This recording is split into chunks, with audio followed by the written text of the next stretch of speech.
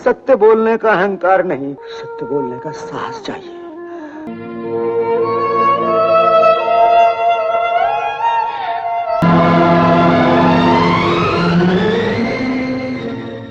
फिल्मी किस्से बाय राकेश में आपका स्वागत है। आज 1969 की क्लासिक सत्यकाम की बात करेंगे। ये उन खास फिल्मों में से है जो पैसा कमाने में कामयाब नहीं हो पाई, पर गुजरते समय के साथ एक खास ही स्थान हासिल करने में कामयाब रहीं।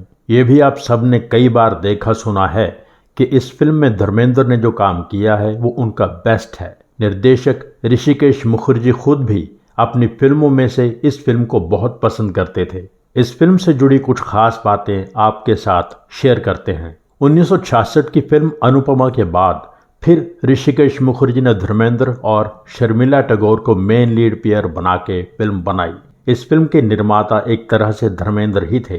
धर्मेंद्र के brother in law Sher Jung Singh film के ऑफिशियल प्रोड्यूसर थे। फिल्म नारायण सान्याल के बंगाली नॉवल सत्यकाम पर आधारित थी। Screenplay Bimal Dutta, dialogues Rajendra Singh Bedi, गीतकार कैफी आजमी, संगीतकार लक्ष्मीकांत प्यारेलाल।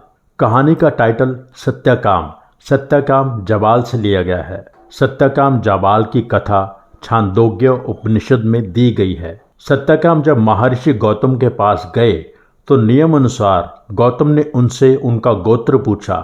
सत्यकाम ने साफ साफ कह दिया कि मुझे अपना गोत्र मालूम नहीं। माँ से मैंने पूछा था, पर माँ ने कहा था कि मैंने कईयों की सेवा की है, इसलिए मैं नहीं जानती कि तुम्हारा पिता कौन है। मेरा नाम जबाला है, इसलिए तुम्हारा नाम जबाल सत्यकाम है। ऋषि गौतम ने सत्यकाम का सर चूम लिया और कहा, तुम ही श्रेष्ठ ब्राह्मण हो, तुम में सत्य बोलने का साहस है। फिल्म संजीव कुमार के वॉइस ओवर के साथ शुरू होती है। शुरू में ही ये कहानी भी बताई गई है।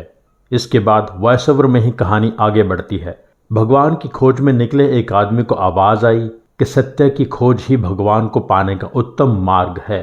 उस इंसान ने एक गुरुकुल बनाया और अपने आचार्य वंश में हर इंसान का नाम सत्य से शुरू किया। इसी आचार्य वंश का लड़का है सत्यप्रिया यानी धर्मेंद्र, जिसकी माँ गुजर गई, पिता घर छोड़ गए। बच्चे को दादा सत्य शरण आचार्य ने यानी अशोक कुमार ने पाला। कहानी फ्लैशबैक में चलती है। इंजीनियरिंग करते हुए कॉलेज का आखिरी दिन धर्मेंद्र यानी सत्यप्रिया और उसके दोस्त नजर आते हैं, जिनमें खास है संजीव कुमार यानी नरेंद्र। ये 1946 का समय दिखाया गया है। इंजीनियरिंग कंप्लीट करने के बाद सत्यप्रिया को बॉम्बे से नौकरी का बुलावा आ जाता है। यूनाइटेड पेपर मिल्स में उसे नौकरी मिल जाती है। सेंट्रल इंडिया में उन्हें कुमार विक्रम सिंह यानी मनमोहन की स्टेट भवानीगढ़ में जमीन का सर्वे करना है। सब लोग वहां पहुंच जाते हैं, जहां विक्रम ने अपने रेस्ट हाउस में रंजना यानी शर्मिला को दासी की तरह रखा हुआ है। गेस्ट हाउस की देखरेख रुस्तम यानी डेविड करते हैं। एक रेडियो न्यूज़ के जरिए ये इस्टेब्लिश किया गया है कि देश आज़ाद होने वाला है और रियासतें ख़त्म होने वाली हैं। विक्रम रंजना को सिर्फ अयाशी के लिए इस्तेमाल करना चाहता है। रंजना इसके लिए तैयार नहीं। सत्यप्रिया को रुस्तम की बातों से पता चलता है कि रंजना किसी वेश्या की लड़की है। एक बार रुस्तम रंजना को सत्यप्रिया के साथ उसके कमरे में बंद कर देता है। सारी रात सत्यप्रिया बालकनी में सोता है, रंजना कमरे में। सत का यही चरित्र रंजना के दिल को छू लेता है। रुस्तम कुछ दिन के लिए कहीं चला जाता है और रंजना को सत्यप्रिया के हवाले छोड़ देता है। रंजना सत्यप्रिया के साथ साइट पर चली जाती है और कुछ दिन वहीं रहती है। रंजना और सत्यप्रिया मन ही मन एक दूसरे को चाहने लगते हैं। सत्यप्रिया जानता है कि मेरे दादाजी, मेरा आचार्य वंश इस बात की इजाज़त नहीं देगा कि मैं एक वेश्या की लड़की से शादी करूं। वो अपने इमोशंस को काबू में रखता है। सत को पता चल जाता है कि पेपर मिल के बहाने वो लोग ज़मीन के नीचे अनमोल धातुओं को हड़पना चाहते हैं, जो कि आज़ादी के बाद देश की संपत्ति बन जाएंगे। दीवान और बाकी लोग सत्यप्रिया से नक्शे पर साइन करवाना चाहते हैं, जो सत्यप्रिया ने बनाया ही नहीं। इसलिए वो लोग रिश्वत देने की कोशिश करते हैं, पर वो साइन नहीं करता, ब्लैंक चेक फाड़ देता है। क्योंकि अनऑफिशियली ही सही काम ख़त्म हो गया है, इसलिए रंजना को डर है कि सत्यप्रिया के चले जाने के बाद मेरा क्या होगा। वो रात के समय सत्यप्रिया के पास आती है। ये सीन बहुत इंपॉर्टेंट सीन है। डायलॉग्स बहुत ही शानदार हैं। साथ ही आपको बता दें कि इस फिल्म के डायलॉग्स के लिए राजेंद्र सिंह बेदी को फिल्म फेयर अवार्ड मिला था। बहरहाल उस सीन में रंजना सत से कहती है कि मुझे अपने साथ ले जाइए, आपकी शादी होगी, मैं आपकी और आपकी पत्नी की नौकरानी बनकर सेवा करूंगी। पर सत कहता है कि अभी मेरी शादी नहीं हुई, मैं कैसे तुम्हें अपने साथ ले जा सकता हूँ। आप 19 साल की हैं, अपनी मर्जी से कहीं भी आ जा सकती हैं, और फिर मुझे अपने आप पर भरोसा भी नहीं। क्या आपको अपने आप पर भरोसा है? अगर मैं आपको अपनी बाहों में, वो इतना ही कहता है और रंजना कहती है मुझे मत डराइए। सत कहता है इसका मतलब आपको भी अपने आप पर भरोसा नहीं है। मैं कहीं जानवर बन जाऊं, क्या अपने आप को आप मुझसे बचा पाएंगी? रंजना कहते हैं कि अगर मैं कहूं मैं बचना नहीं चाहती, मुझे मरना ही है, तो आपके हाथों क्यों ना मरूं। ये कहते हुए रंजना अपने हाथों से अपना चेहरा छुपा लेती है। ऐसा शानदार सीन, ऐसी बातचीत शायद ही किसी और फिल्म में नजर आई हो।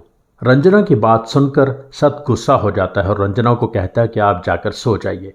रंजना गुस्से में जवाब देती है, कहती है जाती हूँ, लेकिन फिर कभी ये ना बताने आइएगा कि मेरी उम्र 19 साल की है। रंजना चली जाती है। बहुत ही खूबसूरती से डिग्निफाइड लैंग्वेज में कमाल की बातचीत दिखाई गई।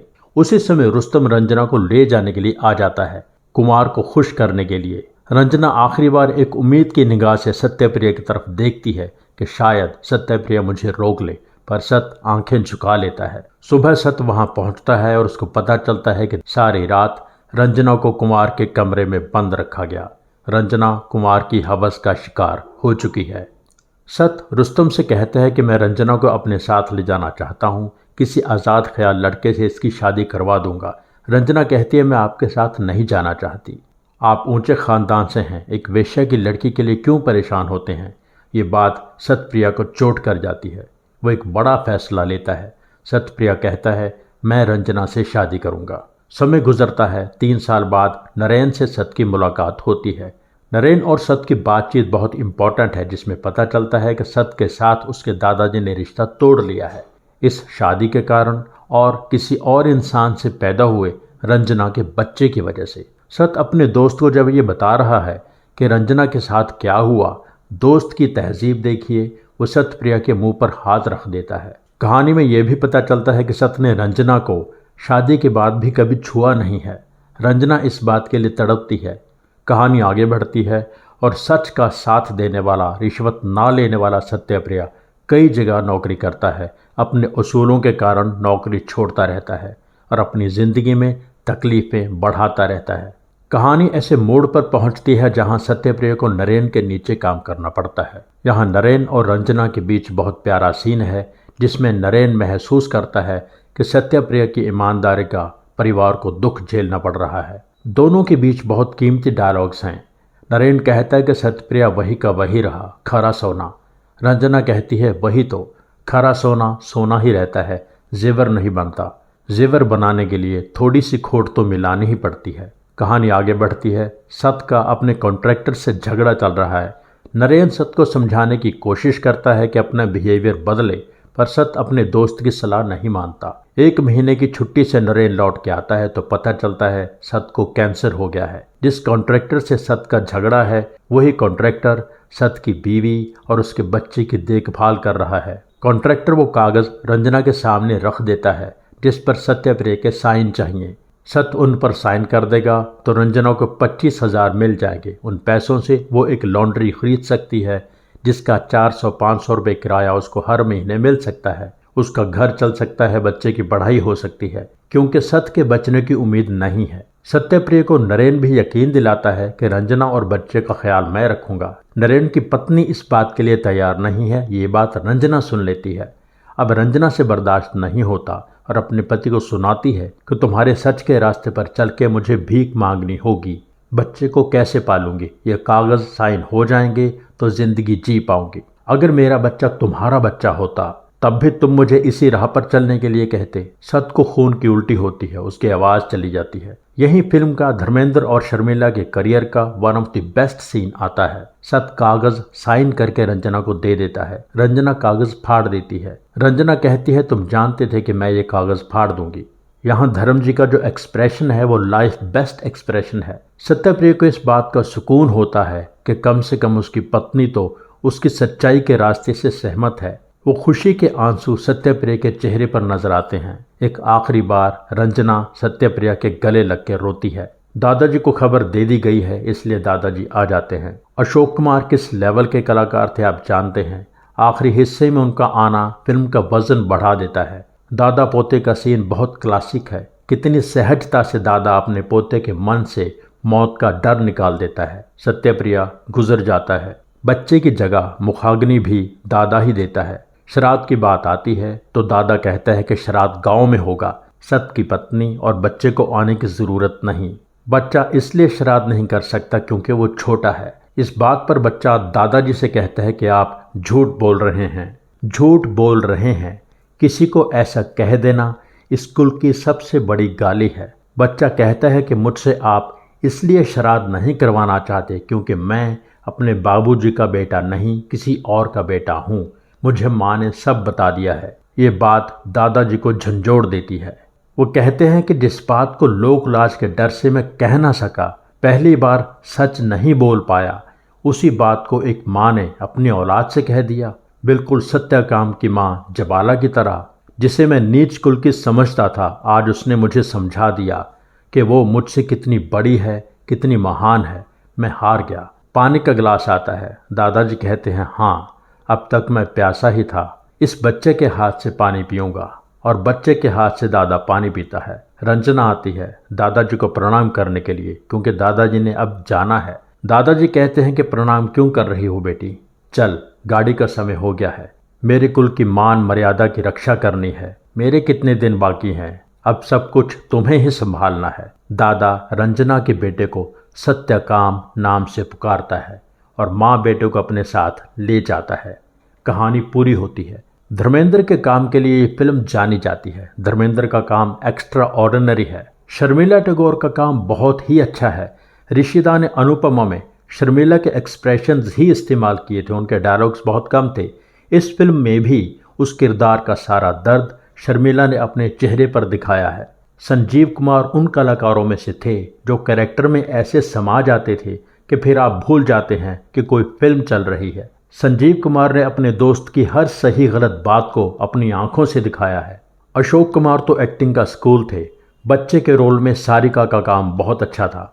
मिस्टर लाडिया के छोटे रोल में तरुण बोस, रुस्तम बने डेविड, कुमार बने मनमोहन ने बहुत अच्छा काम किया। बैकग्राउंड म्यूजिक बहुत अच्छा है। अच्छा सिनेमा देखने वालों को ये फिल्म ज़रूर देखनी चाहिए।